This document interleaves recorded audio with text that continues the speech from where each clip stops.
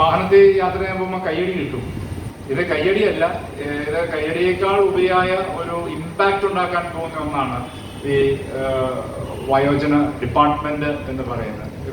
അത് ചില വളരെ അഡ്വാൻസ്ഡ് ആയിട്ടുള്ള ജപ്പാൻ പോലുള്ള രാജ്യങ്ങളിൽ അതുണ്ട്. അപ്പൊ അങ്ങനെ നമ്മൾ വരികയാണ്. കാരണം ഇവിടെ നമുക്കറിയാം ഏഷ്യൂ പോപ്പുലേഷൻ വർദ്ധിക്കുന്നു, അത് കണക്കാക്കിക്കൊണ്ടാണ്. അങ്ങനെ വലിയ ആശയങ്ങളാണ് ഈ വകുപ്പിന്റെ ഇൻസ്റ്റിറ്റ്യൂഷൻ നടപ്പിലായോ അതിനെല്ലാം നോട്ടിഫിക്കേഷൻ ഇറങ്ങി അതിന്റെ ബാക്കി നടപടികളിലേക്ക് നീങ്ങിയാണ്. അധികം താമസിക്കാതെ വകുപ്പിന് ഒരു മന്ത്രിയും കൂടി ചുമതലയേൽക്കും. അപ്പൊ ആ രീതിയിൽ നമുക്ക് കടന്നു വരാൻ കഴിയുക. ഞാൻ പറഞ്ഞു വന്നത് നാടിന്റെ എല്ലാ തലങ്ങളിലും ആരോഗ്യ പരിരക്ഷ, ഉമ്മൻചാണ്ടി ആരോഗ്യ ഇൻഷുറൻസ് പദ്ധതി നടപ്പിലാക്കും. അതിനുവേണ്ടിയുള്ള നടപടികളിലേക്ക് നീങ്ങിയിരിക്കുകയാണ്. അപ്പൊ സാമ്പത്തിക പ്രതിസന്ധി ഒരിക്കലും ക്ഷേമ പ്രവർത്തനങ്ങളെ ബാധിക്കുന്നില്ല എന്നതാണ് ഞാൻ സൂചിപ്പിച്ചത്.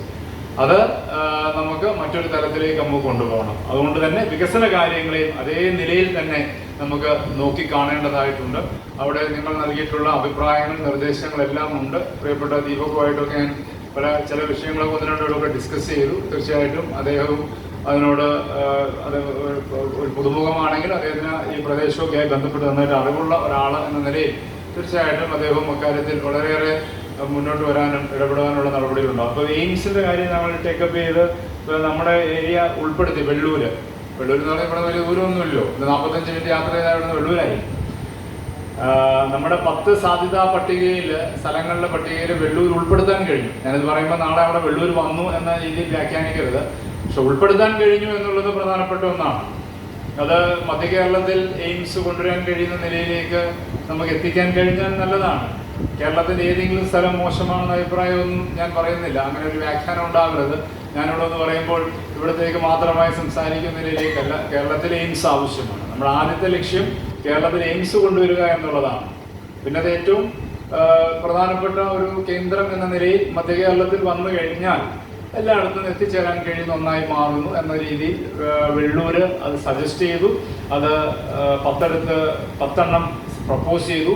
അതിലേത് വേണമെന്നതിനെ സംബന്ധിച്ച് വിദഗ്ധ കമ്മിറ്റി പരിശോധിച്ച് അതിൻ്റെ സാധ്യതകൾ നോക്കി അവർ തീരുമാനിക്കും. നമുക്ക് സജസ്റ്റ് ചെയ്യാനേ കഴിയുള്ളൂ. എന്തായാലും കേന്ദ്രത്തിൽ നിന്ന് വാങ്ങിച്ചെടുക്കണം സംസ്ഥാനത്തേക്ക്. അത് കേരളത്തിൽ വരണം. അതാണ് നമ്മുടെ ഫസ്റ്റ് പ്രയോറിറ്റി. രണ്ടാമത്തെ പ്രയോറിറ്റി അത് നമുക്ക് എവിടെ എത്തിക്കാൻ കഴിയുമെന്നതിനെ സംബന്ധിച്ച് അതുമായി ബന്ധപ്പെട്ട് ശ്രീ മോൻ ജോസഫും ഫ്രാൻസിസ് ജോർജും ഒക്കെയായി ബന്ധപ്പെട്ട് ഞങ്ങൾ സംസാരിക്കുന്നുണ്ട്. ഈ വിഷയങ്ങൾ അതിനുവേണ്ടിയുള്ള ശ്രമം നടക്കുന്നു. ഞാൻ സാന്ദർഭികമായി സൂചിപ്പിച്ചു എന്നത് മാത്രം, ദീർഘിപ്പിക്കുന്നില്ല.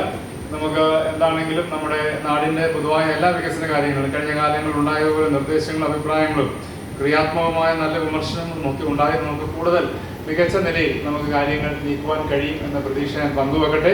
വൈകിയ വേളയിൽ മറ്റു വിഷയങ്ങളിലേക്ക് കടക്കുന്നില്ല. ഇവിടെ നൽകിയ സ്വീകരണത്തിന്, നല്ല വാക്കുകൾക്ക് ഒരിക്കൽ കൂടി അദ്ദേഹത്തിൻ്റെ ഭാഷയിൽ നന്ദി രേഖപ്പെടുത്തിക്കൊണ്ട് എൻ്റെ വാക്കുകൾ ഉപസംഹരിക്കുന്നു. നമസ്കാരം.